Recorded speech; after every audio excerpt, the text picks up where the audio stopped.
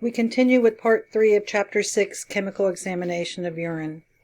The next pad we're going to talk about is bilirubin. Only direct or conjugated bilirubin is water soluble and can be seen in the urine either in hepatic or post-hepatic jaundice.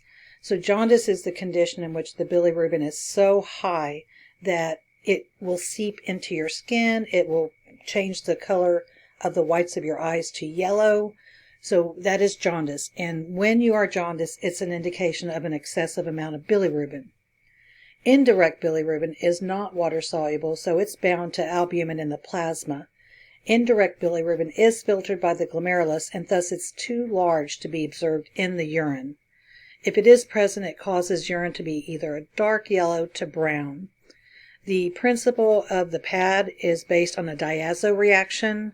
Bilirubin reacts with diazonium salt in the pad to form azobilirubin, which is brown. When you get to clinical chemistry, you will be talking and learning a lot more about bilirubin so far as blood testing. Here's an illustration of the pad that is used to test for bilirubin. Bilirubin is a byproduct of the breakdown of hemoglobin. We're really good in our body at recycling stuff. And so in the hemoglobin, there's iron. And so we want to get that iron out of the destroyed red cell so that we can make new red cells from it. So normally the urine should contain no bilirubin. If it is present, it's an indication primarily of liver disease, number 1, bile duct obstruction, or hepatitis. Hepatitis is inflammation of the liver. And there are many causes which you will learn about in serology.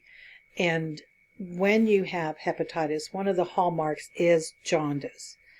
Bilirubin is sensitive to the light, so when you have a sample and you especially suspect that bilirubin is present, it's really important to test it right away or put it in the dark. If it's left exposed to the light for an extended period of time, the bilirubin will break down and you could get either a false decrease or a false negative result in the test. The ICTO test is the backup test, or used to be, for bilirubin. It detects very low concentrations of bilirubin, as low as 0.05 to 0.1 milligrams per deciliter, which is extremely low. This represents approximately a 4-fold greater sensitivity to bilirubin than that seen with the reagent strips. It's no longer routinely performed. In fact, a lot of us educators have had a really difficult time obtaining this test. The best specimen to test for urobilinogen is a 2-hour collection from 2 to 4 p.m. during the alkaline tide. Urobilinogen excretion is enhanced in the slightly alkaline urine following a meal. Urobilinogen is normally present in low amounts. You never ever report urobilinogen out as negative. The methodology used depends on the brand of strip being used. Multisticks and ChemStrips are the two most popular brands. Multistick uses the classic Ehrlich's reaction, which may also react with other substances, causing a false positive. The ChemStrip and the V-ChemStrips use azo-coupling reactions, which are specific for urobilinogen. Urobilinogen itself is a degradation product of bilirubin, and it's formed by intestinal bacteria. It may be increased in hepatic disease or hemolytic disease, where you have excessive red cell breakdown. I personally have never seen a positive urobilinogen, and I've been a practitioner for over 30 years. So if you see one, let me know. So the other tests used to be what we call backup tests, that if we got a positive ketone, we did an acid test. If we got a positive bilirubin, we did an ICTO test. The acid precipitation test for proteins, the sulfosalicylic acid test, detects albumin as well as other proteins. So this test may be done in a reference lab, but it's not routinely done in clinical laboratories anymore. Ascorbic acid is also called vitamin C, and this is typically present in a well-balanced diet as well as in people who take multivitamins. The presence of ascorbic acid in the urine can alter the results obtained, cause a false decrease or even potentially a false negative with several reagent strip tests. Some manufacturers' reagent strip tests for blood, bilirubin, glucose, and nitrite are vulnerable to ascorbic acid interference. So these manufacturers will have a reagent strip pad that will detect excessive amounts of vitamin C present in the urine. Reflex testing and result correlation. Not all urines require a microscopic examination. In some laboratories, the microscopic examination may not be performed unless it's specifically requested by the healthcare provider, or when the results from the physical and chemical examination triggers its performance. So if you have a urine, it's clear, it's a normal color, the dipstick results are either normal or negative, why would you do a microscopic? What are you expecting to see there? You're wasting your time, you're wasting your money, because it is more labor intensive to do a microscopic exam. You have to spin down the urine, then you have to put it on a slide, which adds money, and then, of course, the time it takes to do the exam. So results that trigger reflex testing will vary among the laboratories based on their patient populations. So some labs will say if any of the following occur, then you must do a microscopic examination. If there's an abnormal color, especially red, which may indicate blood, if the urine is not clear, if protein is present, if red cells or white cell pads are positive, and if the nitrites are positive. So again, reflex testing means if everything is normal within the urine, we just report out the chemical and physical exam. If there are positives or these other abnormal conditions present, then that urine will have a microscopic done. One thing I've noticed with students is we get compartmentalized. We do the dipstick and we just think about the dipstick, and we do the microscopic and we just think about the microscopic. But what you need to do is when you perform a microscopic, you have to compare those results with the macroscopic examination and the chemical strip results. So if on the strip you get a positive blood, you will expect to see red cells unless they're hemolyzed, which can happen if the urine's been stored incorrectly or been in the bladder a long time. If the urine is red, this may be due to hemoglobinuria, although red cells may not be present. So again, look and see what you have versus what you see microscopically. If you have a positive WBC on the pad, then you will expect to see white cells in the urine. If you don't, then something's wrong. If nitrates are positive, you're going to expect to see bacteria in the urine. And if protein is present, you may see urinary casts, which these are structures we'll talk about. They're formed in the tubules with a certain type of protein, and they're an indication of renal disease or renal failure. You must pull it all together. The chemical examination with the microscopic examination and the expectations of what you will see based on the results. Reference ranges used to be known as normal values or normal results. I don't know why they changed the terminology, and you'll hear a lot of old texts sometimes still refer to these as normal values. So for urines, you want negative or expect negative results for glucose, ketones, bilirubin, nitrites, leukocyte esterase, and blood. For protein, you may have negative or a trace, and for pH, the normal ranges are 5.5 to 8, and urobilinogen 0.2 to 1.0 Ehrlich units.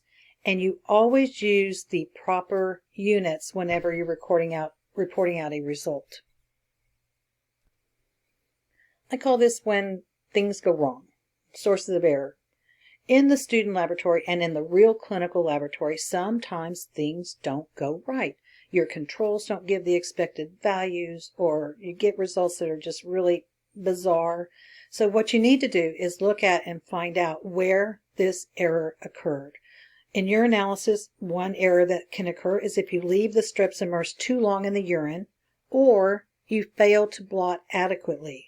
The reagents on these pads may leach out, or if not blotted, bleed into the adjacent pads. Each little pad has chemicals, and we don't want the chemicals on this pad to bleed into the chemicals on the other. Timing. Failure to observe color changes at appropriate time intervals may cause inaccurate results. I know it's difficult to keep your eye on the clock and be evaluating each pad color change in this short period of time, but I promise you, with practice it gets easier, and most clinical labs will have some type of automation that will read the dipstick for you. Lighting. always make sure you're under the best possible light, because otherwise you will most likely fail to interpret the color changes properly. Quality control. Reagent strips should be tested with positive controls prior to use to ensure proper reactivity. The frequency of QC is, I like to call this section when good things go bad. Sources of error. In student lab and in the real world, things don't always go as planned. You may get unexpected reactions, you may get color changes that look real wonky, and you need to investigate and determine what is the cause of this error. First thing we'll talk about is leaving the strip immersed too long in the urine. This may allow the chemicals to leach out and you end up with false negative results. Or if you fail to blot the pad appropriately, the reagents on the individual pads may leach out and contaminate each other, which may result in inaccurate results. Timing. Failure to observe color changes at appropriate time intervals may cause inaccurate results. And I know it's difficult to look at each of these little pads at the appropriate times, come to a decision, and record them appropriately. I know it's difficult, but according to the manufacturer's instructions, you must observe these color changes at the time that's listed on the container. Lighting. Find the best possible lighting. I like to get under the light in the ceiling so that's directly above me so that I can see the color change and interpret it accurately. Quality control. Reagent strips should be tested with normal and abnormal controls prior to use to ensure proper reactivity. If you go into work and that bottle of strips has not been QC'd, you cannot use it and then do QC later. That's absolutely inappropriate, because what if something had happened to those strips and you're getting results that are not accurate? Then those go to the doctor. The doctor makes an improper diagnosis. That's your fault. So again, quality control, it's imperative that this is always done first prior to using any type of reagent. The frequency of how often the quality control is minimally when the container is opened. Again, in small doctor's office labs, they will do the QC when they first open this container, and then they don't repeat it. In the laboratory, in a really busy high volume laboratory, we will do QC daily.